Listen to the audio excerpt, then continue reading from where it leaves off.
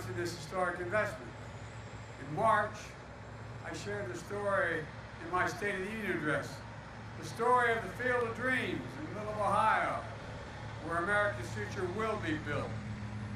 In August, we were back at the White House as I signed the CHIPS and Science Act, one of the most significant science and technology investments in our history. And now, in September, Gov, we're here breaking ground, and thanks for the passport to get to the state, Gov. Appreciate it. All in 9 months in America. I want to thank Sherrod Brown for his relentless work, especially making sure that labor is in on this deal. And Pat just mentioned what Sherrod makes clear. It's time to bury the label Rust Belt and call it, as Pat said, the Silicon Heartland. That's what's happening in these 1,000 acres. I want to thank Rob Portman for being the gentleman and decent man that he is, and for showing that Democrats and Republicans can work together to get big things done for our country. I really mean it. I'm trying to find where he sits. He's a good man. Thank you. You're leaving a hell of a legacy as you leave what you're doing as a consequence of you, in large part.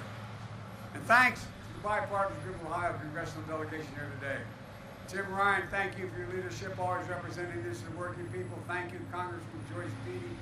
And, I don't think we could have gotten the infrastructure bill done without Joyce. She was the final capstone. I thought we all thought it was hanging in the balance there. But I don't know what you did that last 4 hours. Whatever you did, you got it done. Dave Joyce, Anthony Gonzalez, Mike Carey, Tony Balderson for the work in the House. We're also joined by congressional leaders from around the country who fought so hard for this bill. Eddie Bernice Johnson, chair of the House Science Committee. Eddie, this whole bill wouldn't have gotten done without you. It really wouldn't have. We're also joined by Congressman Ro Khanna. Ro is a tireless champion for American innovation and seeing that workers are part of the deal. While she couldn't be here, Maria Campbell also deserves a lot of credit. She's chair of the Senate Commerce Committee from the state of Washington. Maria was tireless in getting this bill through the Senate. And again, Mike, I want to thank you for your work on this project as well. And I especially want to thank the labor leaders here. My dear friend Monty Stevens of the IBW, Tim Berger, the president of AFL-CIO, Brent Booker, treasurer of National Building Trades, Mike Kinsley, president of Ohio Building Trades. You know, it's fitting to break ground for America's future here in Ohio. Think about it. There's kind of a tradition here. The Wright brothers, Neil Armstrong, John Glenn, they defined America's spirit, a spirit of daring and innovation. Pat just laid out Intel's vision that builds on that legacy. A brand new $20 billion campus, 7,000 construction jobs, union construction jobs, 3,000 full-time jobs that will pay an average of $135,000 a year, and not all of them will require a college degree once these facilities are built. And here's a critical piece. Intel is using a project labor agreement for this investment. For the folks at home, these are agreements that contractors, subcontractors, and unions put in place before construction begins.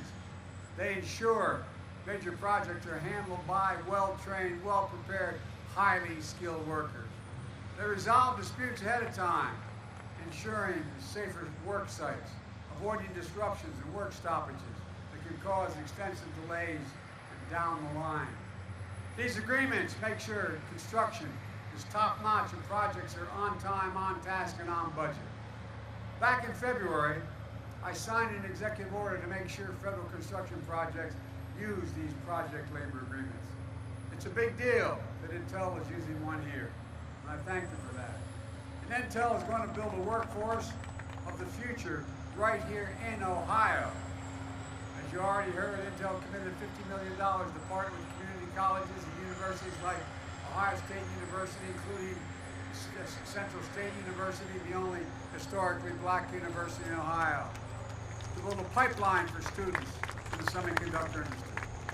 The director of National Science Foundation is here, Dr. Klein. He's here, and IF and Intel are going to invest $50 million each to support these kinds of partnerships. Folks, At home, then you may be wondering, why is this such a big deal for manufacturing? Something so small in size as a fingerprint, as a semiconductor.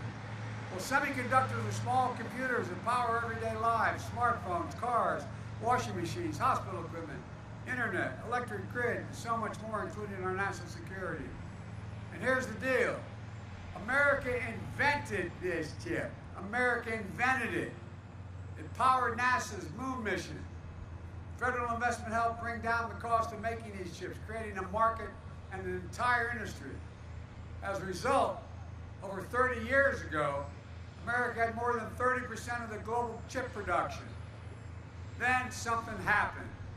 American manufacturing, the backbone of our economy, got hollowed out. Companies moved jobs overseas, especially from the industrial Midwest.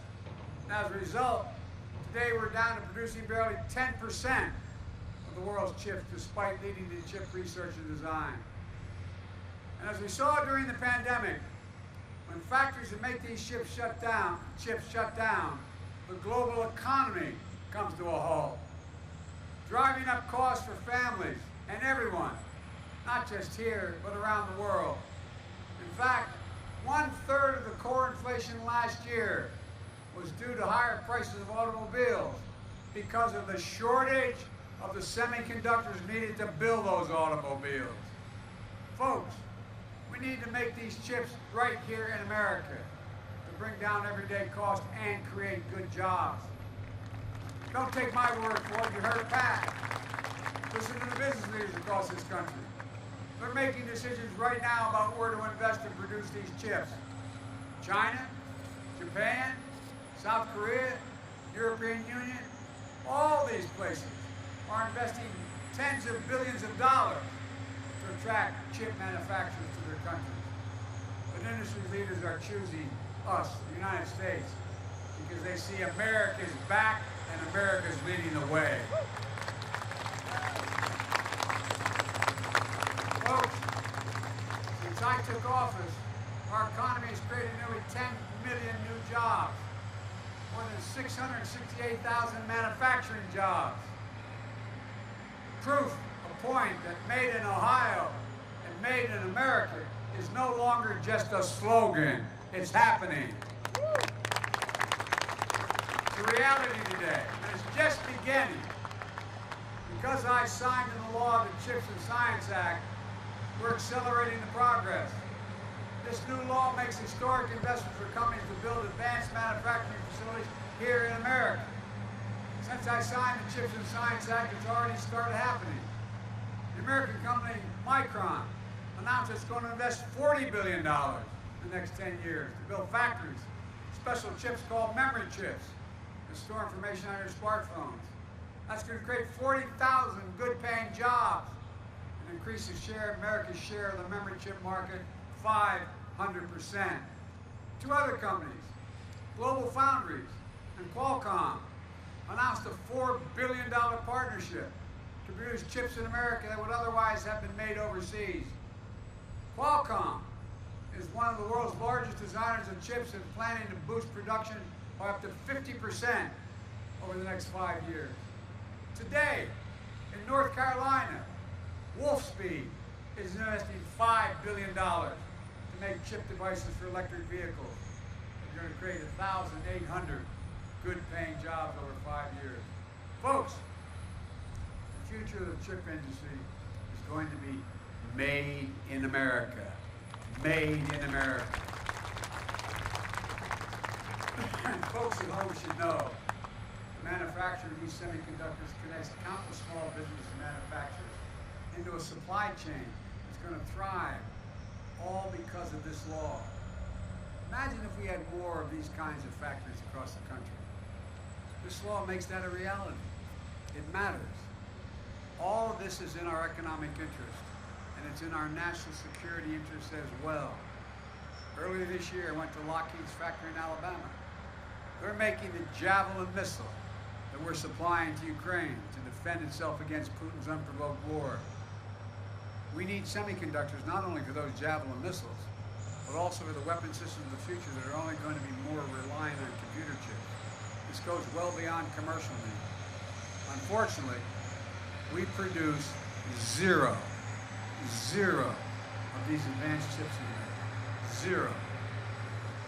China's trying to move way ahead of us in manufacturing now. It's no wonder, which is I think somewhat unusual, that the Chinese Communist Party actively lobbied U.S. business against this law. Basically, you want to do business in our country, don't do it there. The United States has to lead the world in producing these advanced chips. And this law makes sure that we will. And to be clear, the CHIPS and Science Act is not handing out blank checks to companies. I've directed my administration to be laser focused on the guardrails that will protect taxpayers' dollars. We'll make sure that companies partner with unions, community colleges, technical schools to offer training and apprenticeships, and to work with small and minority-owned business as well. We're going to make sure that companies that take taxpayers' dollars don't turn around and make investments in China to undermine our supply chain and national security. You know, we have the power. We have the power to take back any federal funding if companies don't meet these requirements. The law also requires that companies build these semiconductor facilities by Davis-Bacon prevailing wage, so people can live with a little bit of breathing room. This will ensure tens of thousands of new construction jobs and high-paying jobs, and more often high-paying union jobs. And not only will companies use these funds to buy, but they cannot use these funds for stock buybacks and issue dividends. They have to manufacture. And finally, the law is about more than chips. It's about science as well. You know, decades ago, the United States of America invested 2% of its gross domestic product, 2%, in research and development. We led in everything. We created everything from internet to the GPS. Today, we invest somewhere between 7/10, but less than 1% in research and development. The United States of America. We used to rank #1 in the world in research and development. Now we rank #9. China was #8 a decade ago. Now China's #2. And other countries are closing in fast. The CHIPS and Science Act moves us up once again. It authorizes funding to boost our research and development investment back closer to 1% of our GDP. That's the fastest single year of growth in 70 years, but it's still not enough. We're going to make sure we lead the world in industries of the future, from quantum computing to artificial intelligence to advanced biotechnology. Think of the things and the kinds of investment we deliver. Vaccines for cancer, cures for HIV, inventing the next best thing that hasn't even been imagined yet. That's who America's always been. There's something that's really important. We're going to make sure that any company that uses federal funding for research and development to invent new technologies will have to make that technology here in America.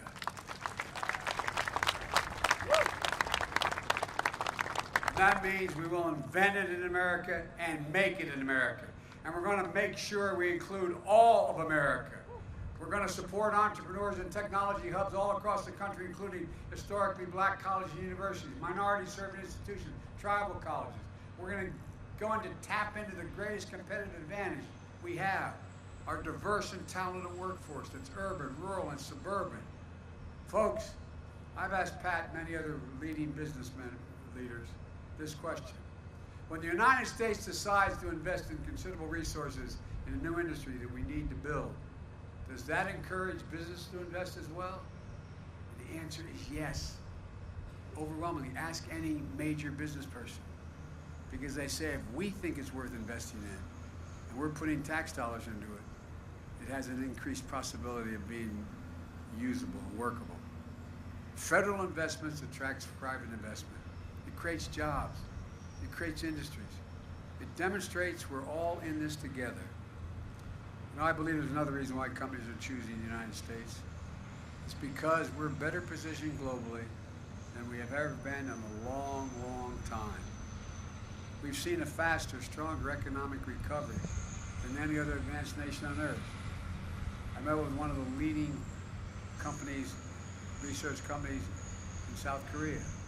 I asked why they're going to invest billions of dollars in the United States. They said, because you're the most secure nation in the world. We know if we invest, it will be secure. And secondly, this surprised me, you have the best workforce in the world.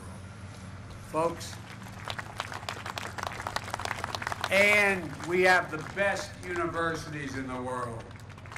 Dynamic venture capitalist system, rule of law that protects international property. And thanks to the infrastructure law that I signed with the help of many of the members who are here today, that means better roads, bridges, ports, airports, clean water, high-speed internet for every American. That's going to create millions of jobs all by itself. This is a game changer. Let me close with this. This is about our economic security. It's about our national security. It's about good paying union jobs you can raise a family on, as my dad was saying, have a little bit of breathing room. Jobs now. Jobs for the future. Jobs in every part of the country. We're not going to leave a part behind. There's no need to not develop the whole country. Jobs that show the industrial Midwest is back. The industrial Midwest is back. And that's what we're seeing in this field of dreams. PhD engineers in science alongside community college graduates, skilled craftsmen, men and women, people of all ages, races, and backgrounds with advanced degrees or no degrees, working side by side doing the most sophisticated manufacturing that's ever been done. Pat was explaining to me what these are going to look like. Correct me if I'm wrong, Pat, but I was impressed. You're going to dig down 60 feet, 10 football fields long. You're going to make that all cement. You're going to use that as basis to build on, because you need security, you need stability for what you have like that, and you're going to build up stories beyond. I mean, this is incredible. Making a tiny computer chip, the size of a fingertip. They're showing what we've always believed. And I want to emphasize this, and I'll get out of your hair. I mean this. You've heard me say this for a long time. There is nothing, I mean this from the bottom of my heart, there is nothing, not a single thing beyond our capacity as a nation if we do it together as the United States of America. And that's what we're going to do. This is an inflection point. Everything. We're going to look back on this period 20 years from now and say that's when it began to change. God bless you all, and may God protect our troops. Thank you, thank you, thank you. God, thank you.